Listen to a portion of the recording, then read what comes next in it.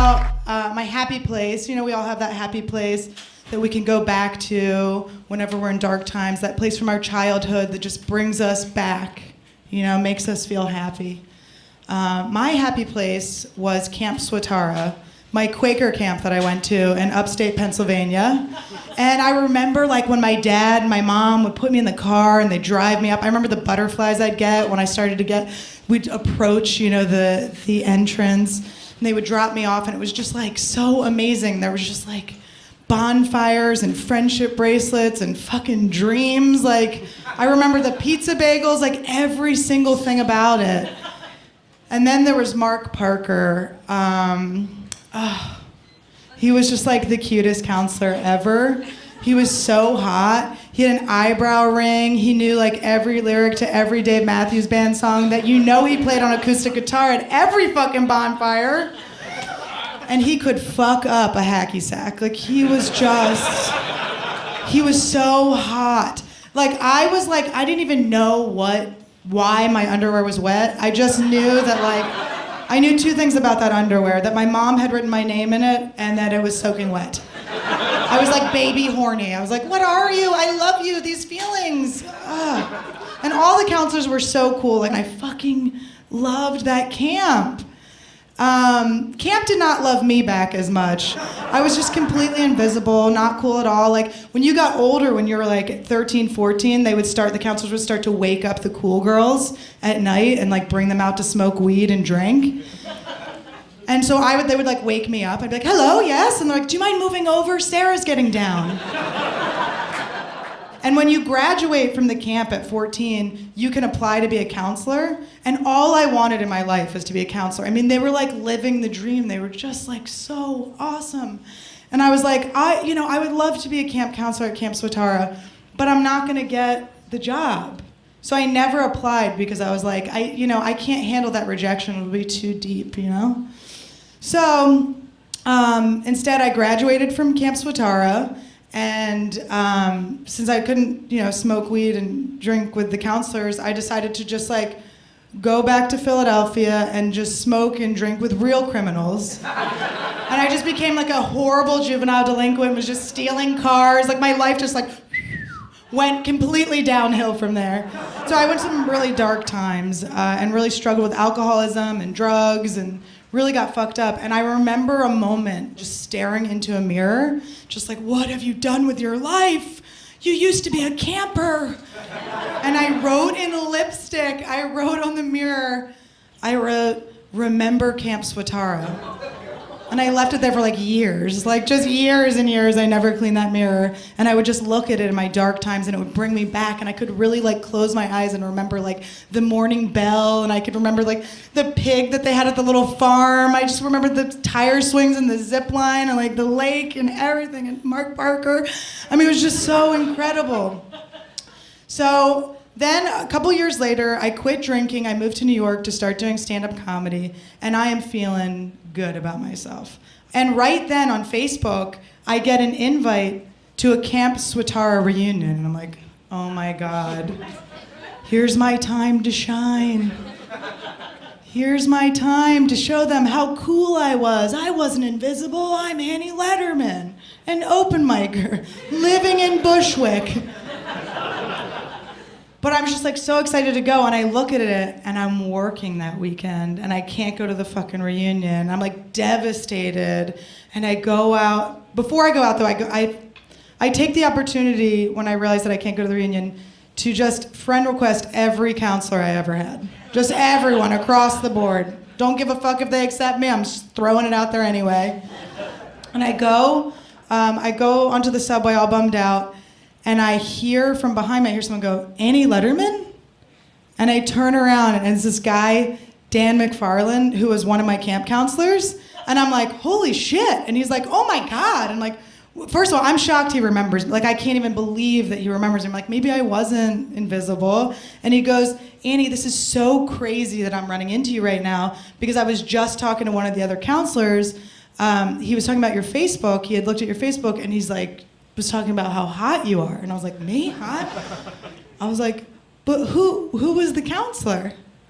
And he was like, Mark Parker. And I was like, oh my God! Holy my whole life. Before I knew what fucking was, I wanted to fuck this guy. I've measured every guy against him. I'm in love with him. I have loved him every day since camp.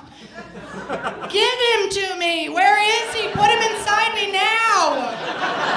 And he's like, oh, he doesn't live in New York anymore. And I'm like about to cry. And he's just like, hold on.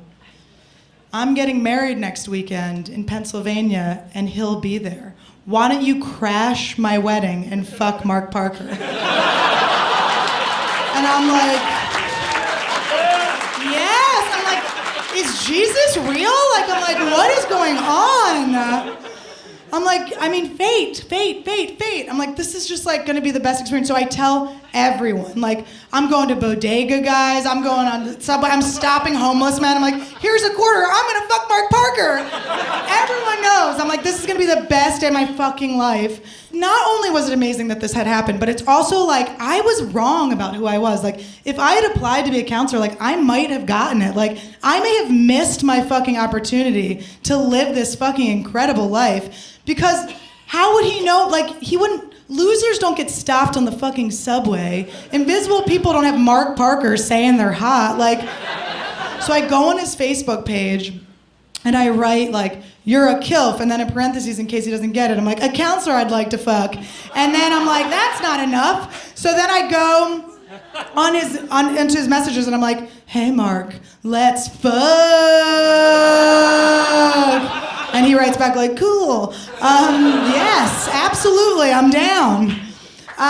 So I pack my fuck bag. It's just a suitcase filled with underwear. Obviously no condoms, because I can party. And then I I pull my little suitcase and I go in and I'm just like, I mean, I can't even like describe to you how I felt. I'm like, I can't wait to meet this fucking handsome ass fucking man. Like I just remember him being like so tall and dark and handsome and like amazing and talented the way he fucking played Crash Into Me. I mean, and I'm like, and just to see all the counselors in general, like to see my heroes again. And I bust through the door, and it's after the wedding, because when you crash a wedding, you don't go for the ceremony. You go to fuck, obviously. So I go in, and I look around, and I'm like, who are these old people? Oh, these are my counselors. I'm like, oh, holy shit, they're all like balding and fat and like pregnant. And I'm like, it was like if 1990 froze. But they got old as fuck. So I'm like, it's cool, whatever. Mark's gonna be hot. And like, I'm looking for him, right? And before I can find him, this woman I've never met comes up and she goes, oh my God, are you Annie? And I'm like, uh-huh. And she's like, oh my God, are you Mark's Annie? And I'm like, well, that's, I guess. And she's like, he's so excited you're coming. He's been talking about you this whole time. And I'm like, that's when I realized I'm the second most eventful thing that's happening at this wedding besides the nuptials. Like, everyone's like, this girl's gonna come to fuck Mark. This is amazing. Mark's getting fucked. So then, the dorksy parts, and there he is. And let me tell you, he still has the eyebrow ring. He had like those long fingernails, like he still plays guitar. Which, by the way, guys, just trim them. Jesus fucking Christ. I don't need to know whether I have HPV from your fucking fingernails. And I'm just like, holy shit. Everything that made him cool in the fucking 90s makes him so un-motherfucking fuckable now. Keep in mind, I've quit drinking at this point. I'm sober as fuck. Like, there is no way to drink him hot. Like, this is my lot in life at this point. There's no other reason I'm at this wedding than to fuck Mark Parker. Like, I'm there to get it. And he comes over and he's like, hey girl. And I'm like, no. He's also got gay voice? Jesus fucking Christ. I got nothing to work with here. So I'm like, all right, I hatch a plan. I'm like, I am gonna get him so wasted that he passes out and it's his fault he doesn't fuck me. right? I'm like, sucks, I was looking forward to it. So the plan's working, right? He's starting to bobblehead. He's got Cookie Monster eyes, you know? He's fucking about out. And I see him, he pops a pill, and I'm like, Ambien? No. Adderall, motherfuckers. So now he's just there for me, guys. And I'm like, and he was like so nice, you know? So I had to fuck him. I had to. What was I gonna be like? This whole reason I came, I couldn't be all this. I'm like, I'm not ready. I'm not ready. I aggressively was like, I'm gonna fuck you. I'm gonna fuck your dick. I don't know if you know what body part I'm gonna fuck. It's your dick. Like, at least we'll go back to his like nice room at this nice bed and breakfast. No, he didn't have his own room. I fucked Mark Parker on the pull-out couch in another counselor's room. So the sex was great, just kidding. Terrible. At one point, he goes down on me and he looks up and he goes, delicious. Like he's making a Yelp review of my pussy. Like, delicious. Can we both be shot? Can we be taken out by snipers right now? Like, someone should die after someone says that. So fucking humiliating. And I'm just like in my own personal Vietnam. I'm like, oh my God. How do I get out of this? So I close my eyes and I try to go to my happy place, but all that's in my happy place is, delicious. And I'm like, God damn it! I fucked my happy place. Oh my God. But I like, after the deed is done and everything's been wet-napped up, I just like go to bed feeling, you know, grossed out. Like I ruined camp for myself, but at least I saved camp for him. And he now goes to bed knowing that he's preserved this, you know, this crush and this relationship that he's always imagined having too. So I go to bed a hero, and then I wake up from those sweet, sweet dreams. To Mark watching me sleep, which is always delightful. What a way to wake up. My life is in danger, terrifying. Just to have your mistakes just right in your face, like, the glistening from the eyebrow ring, great.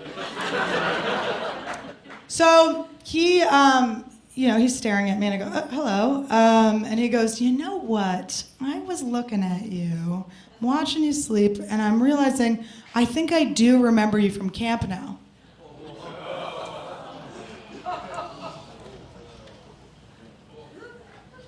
I'm like about to cry. He didn't remember me from camp. Yes, I was invisible. Yes, I was a loser. Do you know who I was to him?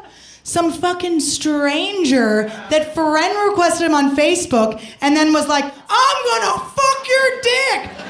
And then I fucked him. I was just the chick from Facebook.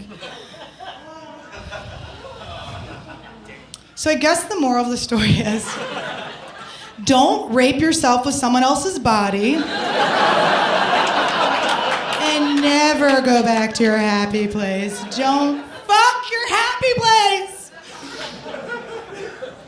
My only issue with telling this story is that Mark is like so nice, you know, he's like such a good person, and I'm just so afraid he's gonna see this. You know, and I'm gonna feel so guilty and have to fuck him again. You guys, thank you so much.